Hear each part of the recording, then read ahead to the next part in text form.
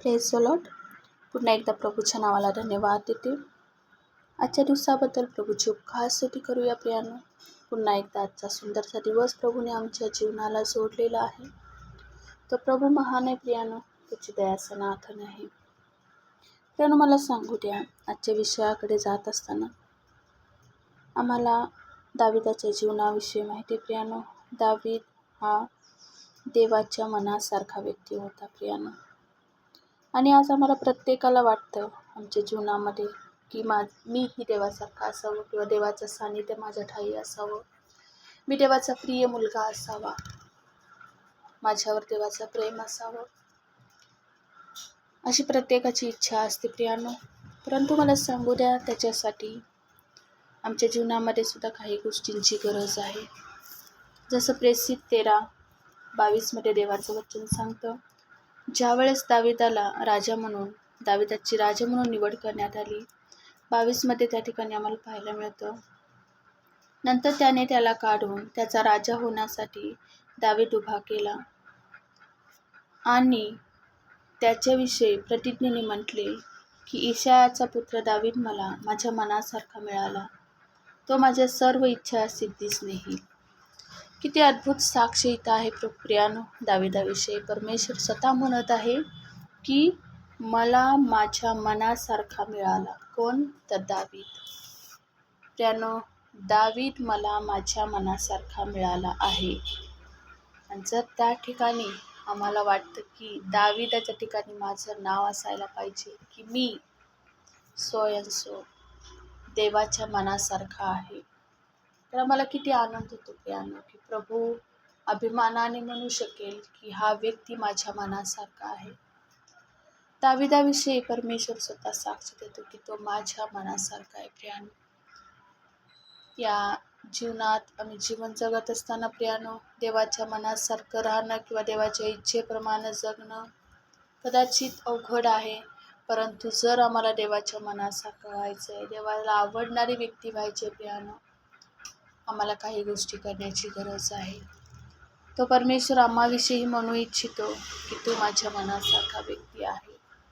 त्यानं त्यासाठी आम्हाला काही स्टेप्स घ्यावे लागतील, काही गोष्टी आमच्या जीवनामध्ये करावे लागतील.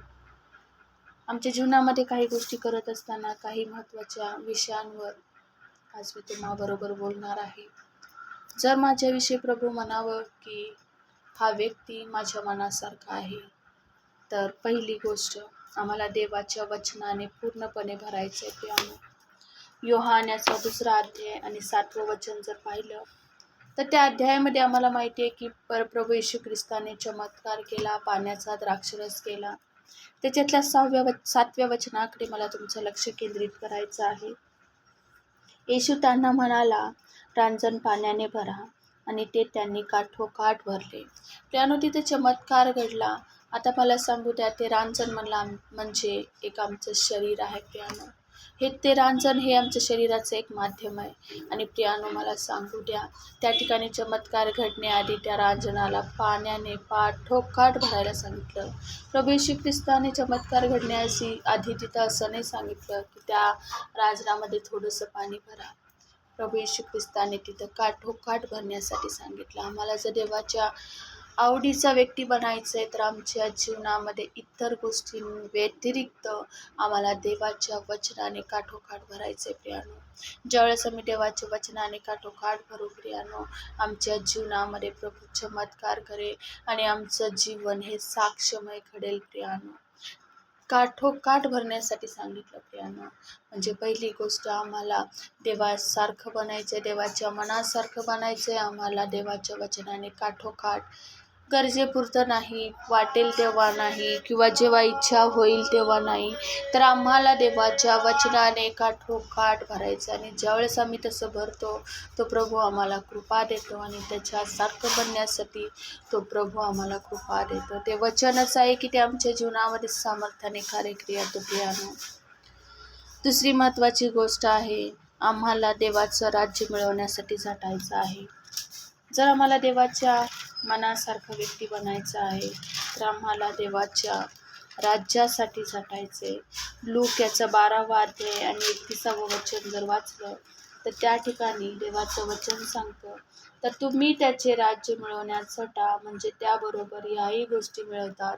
त्यानं मला सांगू द्या, जीवन जगत असताना आपण जगी गोष्टी मिळवण्यासाठी भरपूर धडपड करतो आणि त्या दृष्टीने प्रयत्न करत असताना अनेक वेगवेगळ्या मार्गांचाही उपयोग करतो. परंतु मला सांगू द्या, आम्हाला आमच्या जीवनामध्ये देवाचं राज्य मिळवण्यासाठी झटायचं आणि ज्यावेळेस आम्ही ते करतो, प्रभू आम्हाला कृपा देतो आणि त्याच्या मनासारखं बनण्यासाठी, देवासारखं बनण्यासाठी प्रभू आम्हाला कृपा देतो प्रियानो. तिसरी महत्त्वाची गोष्ट तुम्हाला सांगू द्या, की देवाचं वचन सांगतं, आमचं जीवन हे फळ देणारं जीवन असलं पाहिजे. आमच्या जीवनामध्ये आम्ही फळ देणारे असावे. लूक 13:6 मध्ये देवाचं वचन सांगतं प्रियानो, की आम्हाला आमच्या जीवनामध्ये आम्हाला फळ देणारे असावे. अंजिराच्या झाडाचा दृष्टांत त्या ठिकाणी सांगितलेलं आहे. त्या ठिकाणी काय झालेलं आहे, त्याने हा दाखला सांगितला. कोणा एकाचे त्याच्या द्राक्षमळ्यात लावलेले अंजिराचे झाड होते. त्यावर तो फळ पाहावयास आला, परंतु त्याला फळ आढळले नाही. प्रभू येशू ख्रिस्त त्या ठिकाणी आमच्या जीवनाकडे पाहतो, आमच्याकडे पाहतो आणि त्या आमच्या जीवनाकडे पाहून तो फळाची अपेक्षा करतो. त्या अंजिराचं झाड म्हणजे दुसरं तिसरं कुणी नसून प्रियानो आम्ही स्वतः आहोत. ज्यावेळेस प्रभू आमच्याकडे पाहील, आमच्या जीवनामध्ये त्याला फळ आढळेल काय?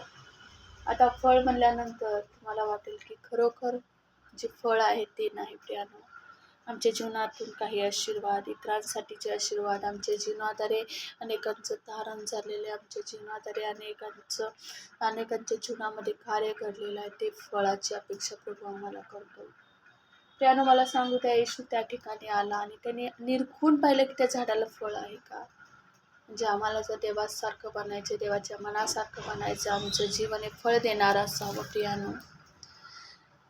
या ठिकाणी चौथी महत्त्वाची गोष्ट म्हणजे की जर आम्हाला देवाच्या मनासारखं बनायचंय, खऱ्या मनाने देवाची आराधना करणे. आमची आराधना ही खऱ्या मनाने असावी प्रियानो. आपल्या वेळेनुसार, आमच्या गोष्टीनुसार नव्हे प्रियानो, की जसं आहे, जिथे आहोत त्या पद्धतीने आम्ही देवाची आराधना करणारे असावे. आराधना म्हणजे देवाला जो आहे तो स्तुतीचा यज्ञ देते प्रियानो. आमची आराधना ही देवाला आवडणारी असावी. आम्ही ज्यावेळेस आराधना करतो, आम्ही कुणा व्यक्तीसाठी नव्हे, तर आमच्या जिवंत देवाची आराधना की जो तो आहे ती करत असतो प्रियानो. देवाला खऱ्या मनाने आराधना करणारे आम्ही असावे. 2 शमूएल 6 अध्याय 20-21 त्या वचनामध्ये आम्हाला जर पाहायला मिळतं, ज्यावेळेस दावीद हा राजा झाला आणि त्याने दावीदा कोष आणण्यासाठी ज्यावेळेस तो निघाला होता आणि कोष आणत असताना त्या ठिकाणी दावीदाची आराधना पाहायला मिळते प्रियानो. त्या ठिकाणी आम्हाला एक गोष्ट दिसते की दावीद कशा पद्धतीने तो देवाची आराधना करत होता. दावीद मिखलेस म्हणाला, या ठिकाणी 20 वचन जर वाचलं, आपल्या घराण्यातील लोकांस आशीर्वाद देण्यासाठी दावीद परत आला, तेव्हा शौलाची कन्या मिखल दावीदास भेटावयास बाहेर आली व त्यास म्हणू लागली, एखादा हलकट मनुष्य उघडा बोडका होतो, तसे आज इस्रायलाच्या महाराजांनी आपले दास व दासी यांच्यासमोर आपले शरीर उघडे केले. तेव्हा इस्रायलाचे महाराज किती वैभवशाली दिसले.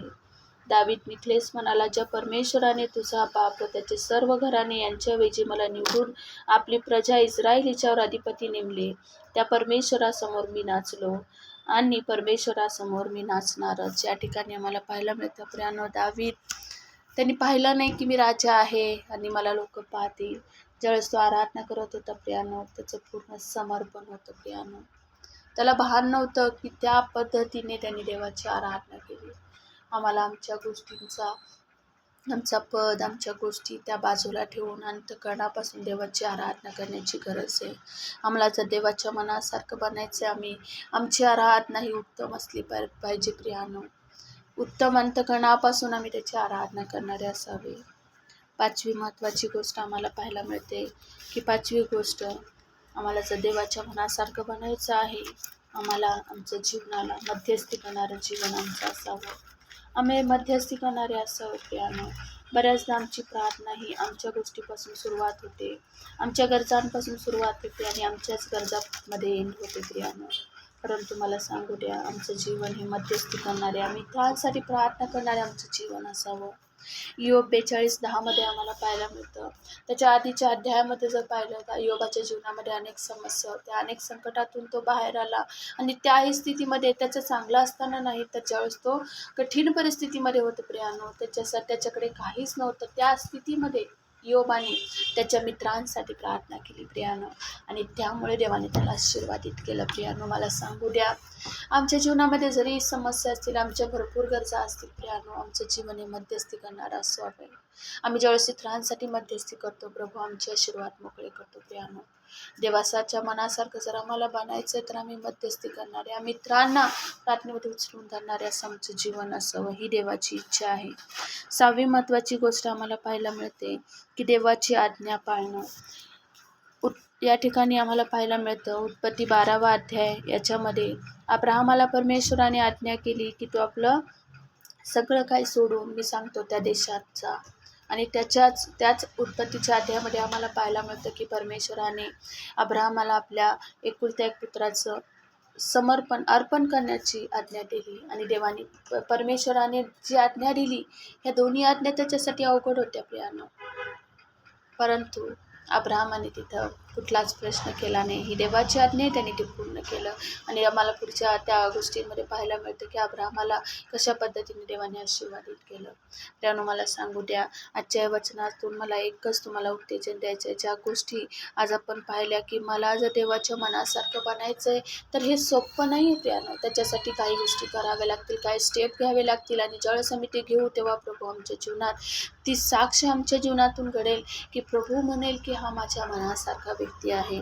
त्याच्यासाठी जी वचनं आपण पाहिली की प्रभूची इच्छा आमच्या जीवनात पूर्ण व्हावी, म्हणून त्या गोष्टी मी सांगितल्या की पहिली गोष्ट देवाच्या वचनाने पूर्णपणे भरूयात, दुसरी गोष्ट देवाचे राज्य मिळवण्यासाठी आपण झटूयात, तिसरी गोष्ट आमचं जीवन हे फळ देणारं जीवन असू द्यात, चौथी गोष्ट आम्ही आमच्या खऱ्या मनाने देवाची आराधना करूया, पाचवी गोष्ट आमचं जीवन हे मध्यस्थी करणारं असू दे, आणि 6वी महत्त्वाची गोष्ट आमचं जीवन हे आज्ञा पालन करणारे असावे. ज्यावेळेस आम्ही या सर्व गोष्टी करतो प्रियानो, त्यावेळेस प्रभू आमच्याविषयी म्हणेल की हा माझ्या मनासारखा व्यक्ती आहे. आज कुणाला आवडणार नाही की प्रभू आमची साक्षी देईल की हा माझ्या मनासारखा व्यक्ती आहे. प्रियानो, मला सांगू द्या, रोज एक प्रार्थना करा प्रभूकडे की माझ्या ठाई ख्रिस्ताचं मन आहे. ख्रिस्ताचं मन आमच्या ठाई येणं हे अवघड आहे कदाचित, त्याच्यासाठी आम्हाला गोष्टी कराव्या लागतील, एक स्टेप घ्यावी लागेल प्रियानो. या ठिकाणी रेग्युलर रुटीनमधून काही गोष्टी आम्हाला एक्स्ट्रा कराव्या लागतील प्रियानो, तेव्हा जाऊन परमेश्वर आम्हाला आशीर्वादित करेल. म्हणून आम्हाला या गोष्टींमध्ये आज प्रभूकडे कृपा मागूया, आपण प्रार्थना करूया की प्रभू मला सहाय्य कर, मला तुझ्या मनासारखा व्यक्ती बनायचं आहे. माझे विकनेस मी आज तुझ्या हाती देते. कदाचित त्या गोष्टीचं पालन करत असताना माझ्यासाठी ते डिफिकल्ट आहे. आज त्या प्रभूला म्हणूया की प्रभू मला तुझी कृपा दे. आपण प्रार्थना करूया. स्वर्गीय पिता, आम्ही तुला धन्यवाद देतो, आम्ही स्तुती करतो, आम्हाला तुझ्या कृपेत तुझ्या सामर्थ्यात चालू परमेश्वरा, तुझ्या मनासारखा व्यक्ती बनण्यासाठी आम्हाला तू या सर्व गोष्टीतून जात असताना प्रभू तुझी कृपा आम्हाला दे. ज्या गोष्टी आम्ही केल्या पाहिजे त्याच्यासाठी आम्हाला सहाय्य, आमचा शक्तपणा, आमचा वीकनेस आम्ही तुझ्या हाती देतो पिता परमेश्वरा. तू आम्हाला चालू आणि तुझं गौरव होऊ दे. आमची एकच प्रार्थना आहे प्रभू की माझ्या ठाई ख्रिस्ताचं मन असू दे. मला देवाच्या मनासारखं बनायचं, देवाच्या आवडीचं बनायचं आहे, यासाठी मला कृपा दे प्रभू. तुला धन्यवाद देतो पिता, तुझी स्तुती करतो, सर्व गौरव प्रभू तुला देते. येशूच्या नावात ही प्रार्थना विनंती करतो, म्हणून तू ऐक. आमीन. पण मला सांगू द्या, आम्हाला प्रभूकडे कृपा मागूया. या गोष्टी जरी अवघड वाटत असल्या तरी ज्यावेळेस आम्ही प्रभूकडे मागू तो प्रभू आम्हाला निश्चित देईल. परमेश्वरी वचन आशीर्वादित करू. आमीन. धन्यवाद.